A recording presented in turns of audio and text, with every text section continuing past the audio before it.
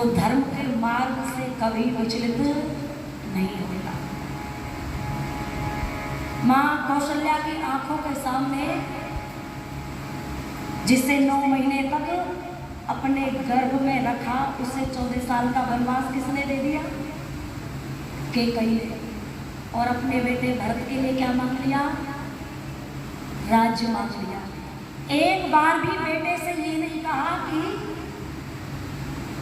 वो कौन होती है तुझे वन भेजने वाली? मां तो मैं हूं, जन्म तो मैंने तुझे दिया है। जन्म मैंने दिया है, इसलिए तू वन जाएगा नहीं जाएगा ये फैसला भी मेरा होगा। किंतु एक बार भी मां कौशल्या ने ये नहीं कहा कि बेटा तू कैकेयी के कहने से 14 साल वन क्यों जा रहा है? धैर्य की साक्षात प्रतिमूर्ति मां कौशल्या, पालन करने वाली। दूसरा लक्षण धर्म का क्षमा। स्व अपराधी को क्षमा कर देना।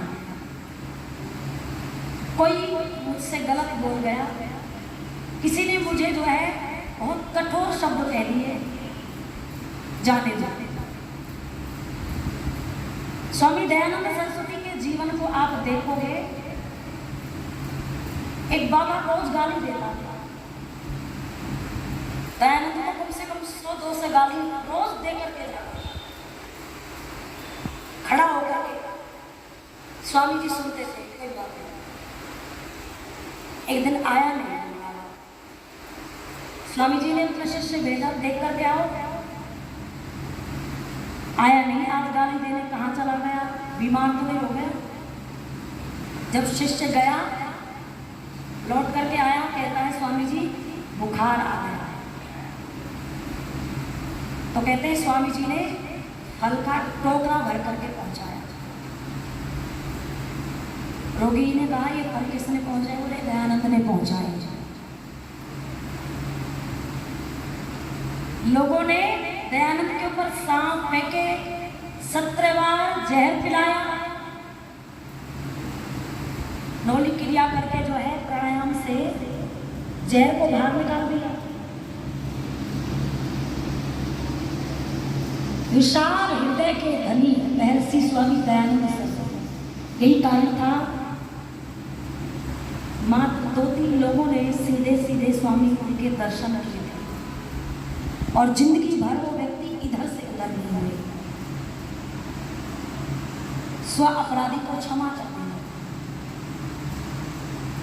जब राम 14 साल के लिए वन चले गए, शत्रुघ्न ने जो है उस मंत्रा के बाल पकड़े और जब घसीटना शुरू किया, चीख निकली।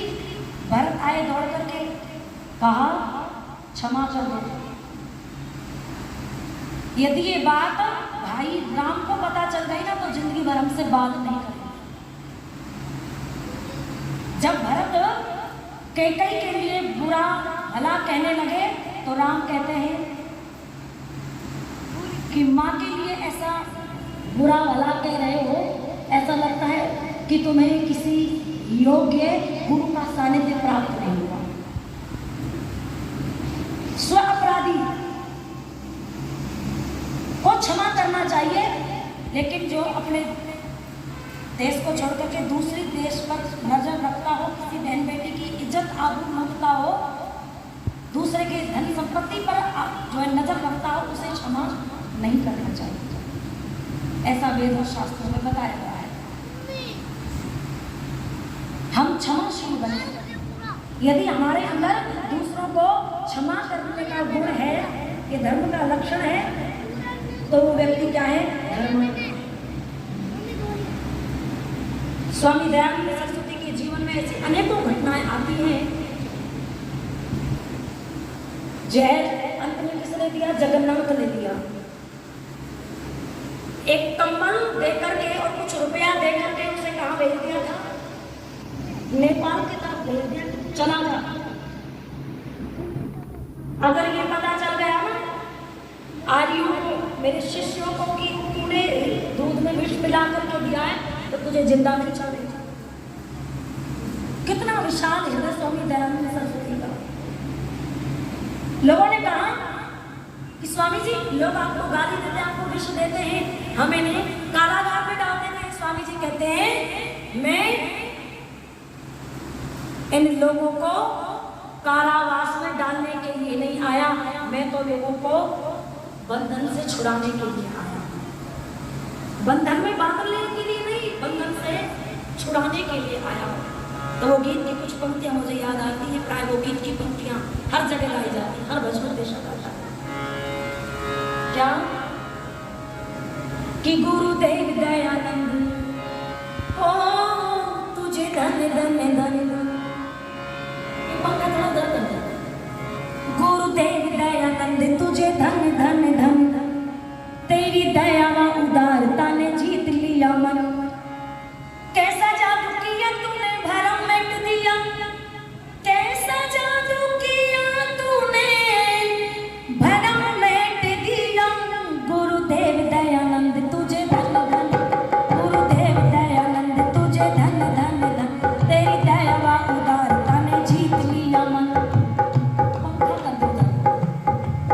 गुरुदेव दयानंद तुझे धन धन धन, तेरी दया व उदारता ने जीत लिया मन। कैसा जादू किया तूने भरम मिट दिया, कैसा जादू किया तूने भरम मिट दिया, कैसा जादू किया तूने भरम मिट दिया। गुरुदेव दयानंद तुझे धन धन धन, गुरुदेव दयानंद तुझे धन धन धन, तेरी दया व उदारता ने जीत लिया मन। कैसा जादू किया तूने भरम मिट दिया, कैसा जादू किया तूने भरम मिट दिया, कैसा जादू किया तूने भरम मिट दिया। गुरुदेव दयानंद तुझे धन धन धन, गुरुदेव दयानंद तुझे धन धन धन, तेरी दया व उदारता ने जीत लिया मन, तेरी दया व उदारता ने जीत लिया मन। हृदय विशाल देखो कैसा योगी राज का तत्व, हृदय विशाल देखो कैसा योगी राज का, लेश मात्र लोटा ना तख्त और ताज का। तूने छुए ना रतन, ओ तूने छुए ना रतन, तुझे धन धन धन, तूने छुए ना रतन, तुझे धन धन धन, तेरी दया व उदारता ने जीत लिया मन। कैसा जादू किया तूने भरम मिट दिया, कैसा जादू किया तूने भरम मिट दिया, कैसा जादू किया तूने भरम मिट दिया। गुरुदेव दयानंद तुझे धन धन, गुरुदेव दयानंद तुझे धन धन धन, तेरी दया व उदारता ने जीत लिया मन, तेरी दया व उदारता ने जीत लिया मन। किसी ने पिलाए तुझे विष भरे प्याले, किसी ने मोल देके विष धरे काले, किसी ने पिलाए तुझे विष भरे प्याले, किसी ने मोल देके विष धरे काले। किए लाखों ही यतन, ओ किए लाखों ही यतन, तुझे धन धन धन, किए लाखों ही यतन, तुझे धन धन धन, तेरी दया व उदारता ने जीत लिया मन। कैसा जादू किया तूने भरम मिट दिया, कैसा जादू किया तूने भरम मिट दिया, कैसा जादू किया तूने भरम मिट दिया। गुरुदेव दयानंद तुझे धन धन, गुरुदेव दयानंद तुझे धन धन धन, तेरी दया व उदारता ने जीत लिया मन, तेरी दया व उदारता ने जीत लिया मन, तेरी दया व उदारता ने जीत लिया मन। किसी ने पिलाए तुझे विष भरे प्याले, और किसी ने बेमोल फेंके विष धर काले। किए लाखों ही यतन, तुझे धन धन धन, गुरुदेव दयानंद तेरी दया व उदारता ने जीत लिया। क्षमा, आप महाभारत पढ़ करके देखो, क्षमा को पुण्य कहा है, क्षमा को तप कहा है। स्वयं अपराधी को क्षमा कर देना चाहिए। और फिर धर्म का तीसरा लक्षण है दमा, मन की पवित्रता, बाहर से और भीतर से।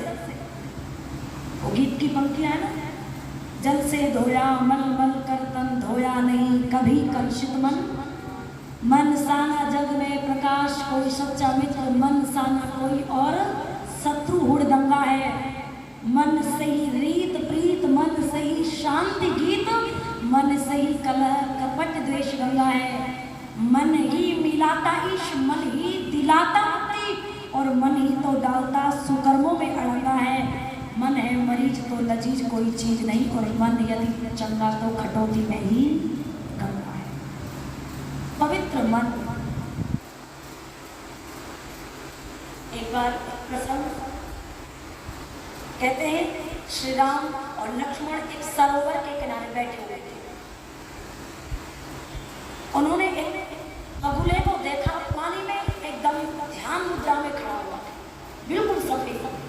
श्री राम कहते, देखो लक्ष्मण, ये बुगला कितना धर्मात्मा लग रहा है, इसके शरीर पर एक भी काला धब्बा नहीं है, ऐसा लग रहा है जैसे कोई योगी व्यक्ति साधना में तल्लीन बैठा हुआ है। तभी एक मछली वहां आई और कहती है, महाराज आप कैसी बात करते हो, मैं भी यही समझ करके अपने परिवार को इसके पास लेकर के आई थी। कहते संतों के दर्शन दुर्लभ होते हैं, और संतों के दर्शन यदि हो जाए तो जीवन कर जाता है। मैं भी इस बुगले के दर्शन कराने के लिए अपने परिवार को लेकर के आई थी। ये इतनी ध्यान मुद्रा में था, जब इसका ध्यान टूटा ना तो एकदम से जो है ये बगुला भगत तो एक झपट्टे में मेरे पूरे परिवार को निकल गया। पैर भी ऐसे लगता था जैसे पानी में रहने वाले किसी जीव को कोई हानि ना हो जाए। तो कुछ लोग ऐसे होते हैं, बाहर से तो बड़े धर्मात्मा दिखते हैं, किंतु अंदर यदि अपने आप की आपको पहचान करनी हो, किसी भी व्यक्ति की पहचान करनी है कि ये धर्मात्मा है या नहीं है, तो ये देख लेना कि इसके मन की पवित्रता क्या है। बाहर से तो बड़ा जो है व्यक्ति तिलक लगा करके घूमता है, कंठी माला पहन करके घूमता है, किसी बाहरी छवि को देख करके आप ये अनुमान मत लगा लेना कि ये व्यक्ति धर्मात्मा हो सकता है। मन की पवित्रता। आइए, समय पूरा होने वाला है। कहते हैं कश्मीर के अंदर एक राजा राज्य करता था, बड़ा धर्मात्मा पुण्यात्मा था। वो एक बार सोचने लगा कि राज्य में कभी कभी खुद भी जाना चाहिए प्रजा की सुख शांति का पता लगाने के लिए। तो वो देश बदल के जो है गया। उसको एक सुंदर लड़की दिखाई दी, केसों को खोले हुए, बहुत सुंदर। उसके मन में, देखो हमारे शरीर में और संसार के प्रत्येक पदार्थ में तीन चीजें हैं, सत रज और तम। किसी में ज्यादा किसी में कम, ये तीनों चीजें मिलती हैं। तो राजा के मन में एक बात आई कि ये बेटी जो है थी तो उस राज्य की, राजा के लिए तो बेटी ही होती है। मन जो है बिगड़ गया, भाव जो है तम के आ गए, रजोगुण के। क्या सोचने लगा कि ये लड़की मेरी पत्नी होनी चाहिए, लेकिन विचार बदले, वो जो तम प्रवृत्ति थी वो सत्य हो गई। सत्य हुई तो विचार आए कि मैंने तो बड़ा पाप कर दिया, ये तो मेरी बेटी जैसी। वो अपने कुलगुरु के पास पहुंचा और कहता है कि मैंने ऐसे ऐसे पाप किया है, तो इसका प्रायश्चित क्या है।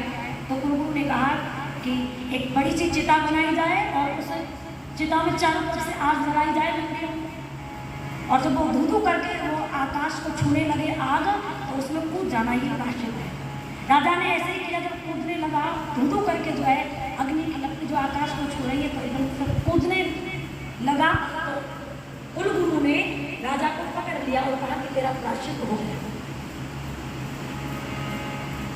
मन को पवित्र बनाए रखना, शरीर को पवित्र बनाए रखना, ये दमा, ये धर्म का लक्षण है। और अभ्यास और वैराग्य से इसको जो है पवित्र बनाया जा सकता है। तो आओ, तो कुंती अगाकर के वाणी को विराम देती हूँ।